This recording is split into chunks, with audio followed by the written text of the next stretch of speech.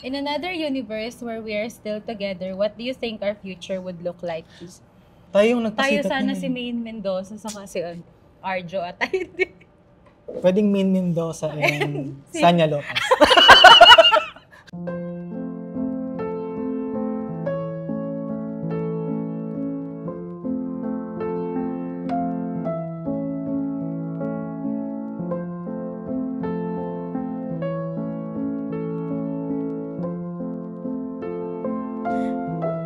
Kahit saan po.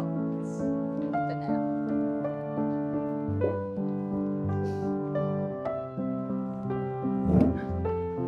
Hi! Long time no see. Hello, my name is Mariela. I'm 32 years old. Hi, I'm Kevin Magkalas. I'm 32 years old. Nag-meet kami sa UPLB. Na-meet ko siya kasi wala akong friends. I'm from Nueva Ecija, so tapos Los Baños. Wala akong kilala kahit isa. And then siya, marami siyang friends. Magaan kasi yung pakiramdam ko sa kanya kasi ano siya, cowgirl. Kung kahit karinderya mo lang siya dalhin, okay lang. Naging close kami kasi sabi niya huwag kami sumama ng field trip. Gumawa na lang kami ng project together. And then naging close kami for 3 years bago naging kami ng 3 months. Yung breakup namin medyo liberating. Feeling na na-betray, ganun. Parang may third party. Pero yun, eventually naging okay naman kasi member kami ng cheer dance. So nakikita pa rin kami kahit break na. Talagang we're in good terms kaya in-expect ko na maging fun lang tong activity natin today. Masarap yung salad. Anong ingredients? Tingin ko balsamic. Balsamic. Tell each other 3 things that's changed since you were together. Married na ako. friends na ulit. Ano pa? Kaya na niya akong make-upan, saka kulutan. Yan. Kaya ko nang magkulot. I am now proudly gay. And 3, single pa rin ako. Single pa rin.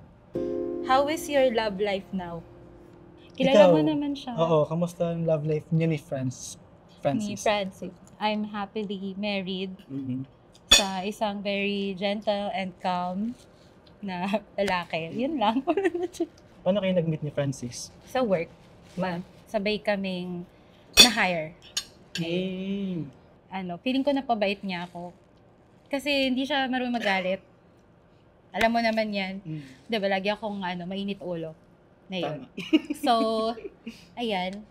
Kamusta ka naman? Kamusta yung buhay mo as a fully embraced na gay?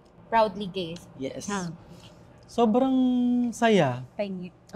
Sige ko. Sobrang saya kasi wala na akong boundaries, kumbaga. Wala na akong iniingatan na shit baka malaman ng family ko. Kung meron man akong magandang naidulot yung breakup natin is I fully embraced my sexuality. After ng breakup natin, nalaman nung isang family member ko. Sabi niya sa akin, tigilan mo yan. Hindi ka dapat ganyan. Wala ka pang napapatunayan. And then, yun yung tumatak sa akin. So, mas late akong mag-out sa family members ko. Kasi nga, wala pa akong napapatunayan. Ikaw naman, anong na-feel mo nung nalaman mo na ganito ako? Parang ngayon ko lang ito sabihin sa'yo. Na-hurt. Kasi Understandable. mas matagal tayong friends kesa naging tayo. So, nung nalaman ko siya na hindi sa'yo nang galing, diba? Parang nalaman ko siya on my own. Masakit siya. Kasi hindi yung relationship yung naisip ko na sayang. Feeling ko hindi tayo maging friends ulit. Parang nung time na yun, gusto ko lang. Kasi nasaktan ako. So gusto ko saktan na lang din kita. So yung hiniram mong payong, binawi ko.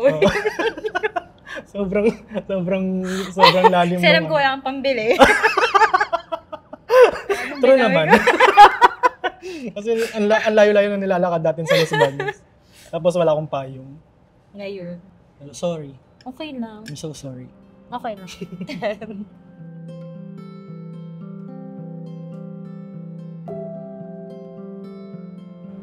Shit, parang sarap nitong Hatiin natin.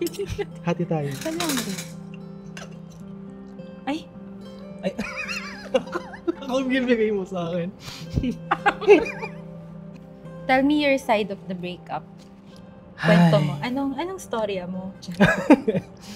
Ang masasabi ko lang, back then, I was young, confused, and stupid. Stupid in the sense na natakot ako na ipagtapat sa'yo. Natakot ako na baka mawala yung friendship.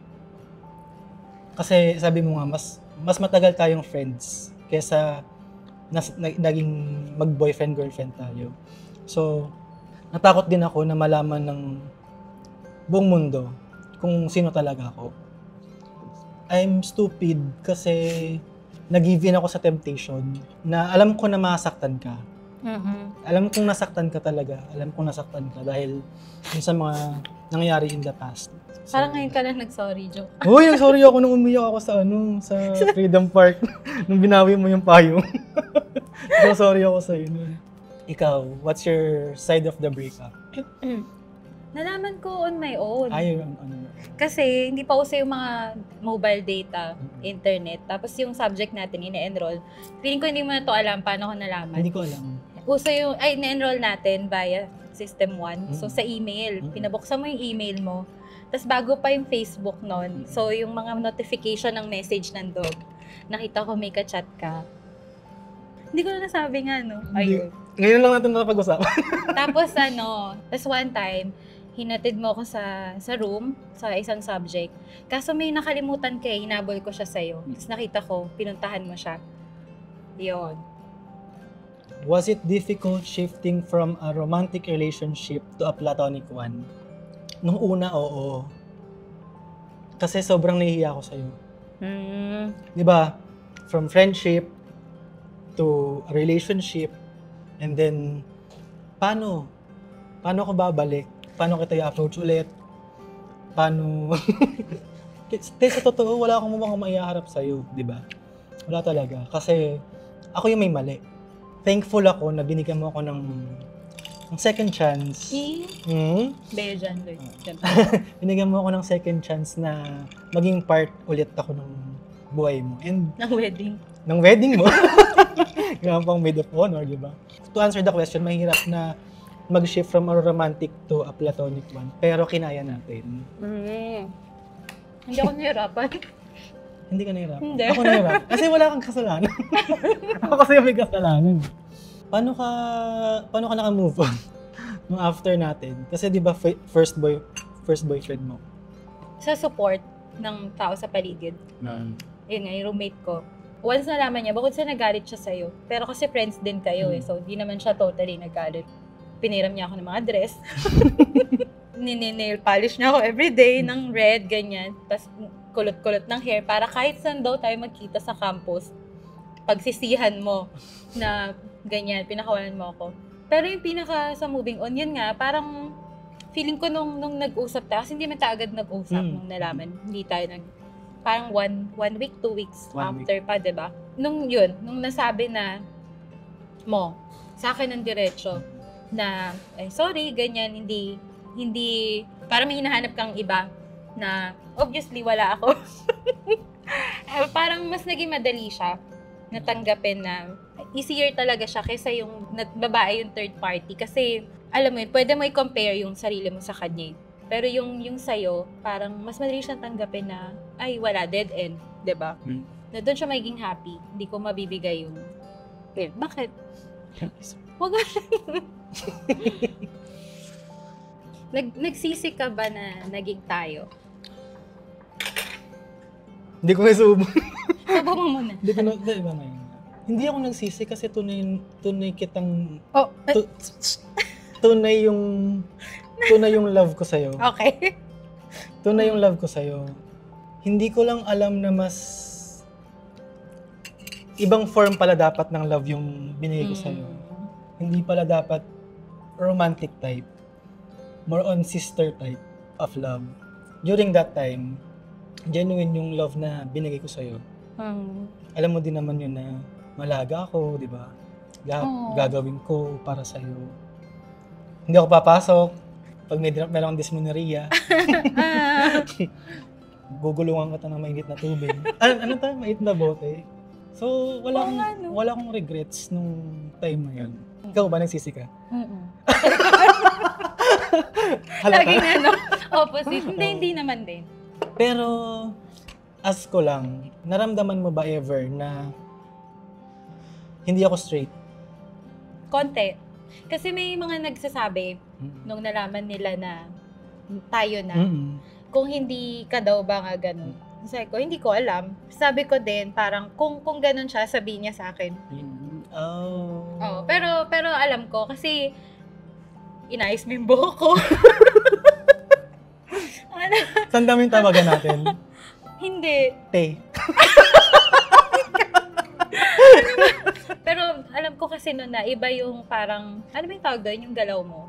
Doon sa preference mo, diba? So, andun talaga ako sa trust na sasabihin mo siya sa akin kung ganun ka. Ayun. Sorry, you have to find. Nalalaman mo na on your own. Okay lang. Talent ko yun. Ano to? Lagi ko tiyatan. Parang lemon. Take out mo. Sarap. Mariela, did I ever... Parang kasal. I do. Did I ever leave an impact on you after we broke up? Baka sure. Oo. Yun nga, sabi ko kanina, diba? Parang, doon ko mas na-realize ano yung gusto ko sa kaayaw. Mas chill ka kaysa sa akin, diba? Parang gusto ko lahat planned. Pag hindi natutupad sa oras, mainti ulo ko. Parang ganon. So, kahit naghiwalay na tayo, kapag merong mga plano na hindi nasusunod, minsan iniisip ko, ano sabihin ni Kevin pag nandito siya? Oo. Yun. Ngayon ko lang din to sinabi sa'yo. Ikaw? Oo. Sobrang oo. Sabi ko nga sa'yo, ikaw yung iyak na iyak ako. Ikaw yung first na nakaalam kung sino talaga ako. And ikaw yung first na tumanggap kung sino talaga ako. And sobrang laking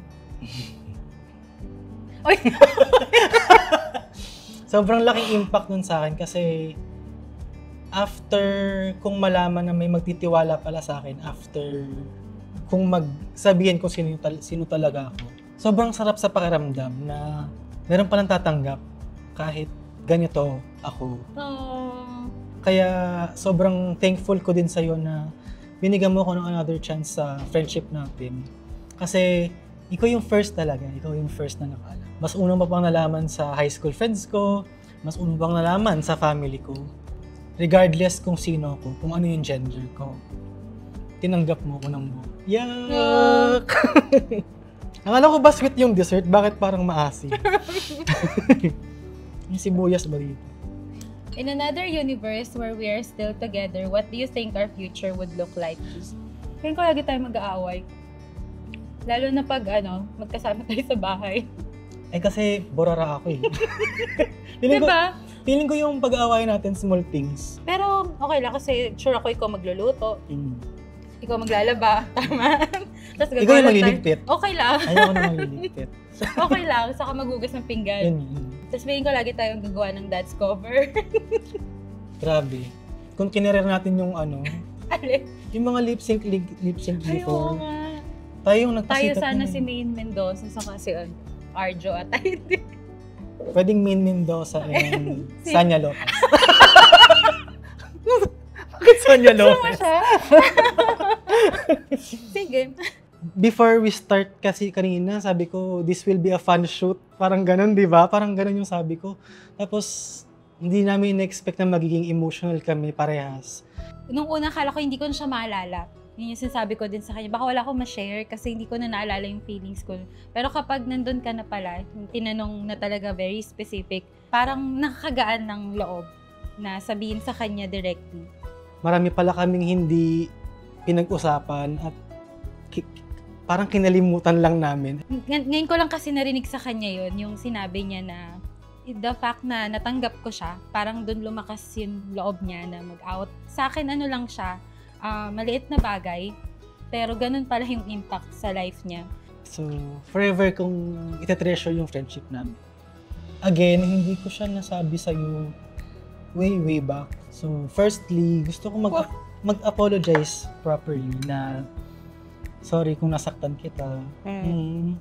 Sorry kung hindi ko sinabi sa'yo, hindi ako naging truthful sa'yo. And thank you. Thank you kasi yun nga, binigyan mo ko ng another chance para maging part ng life mo. Yung promise ko din sa'yo, ikaw yung last na woman. Last na woman na mamahalin ko or minahal ko. Ayun. Thank you. Thank you din.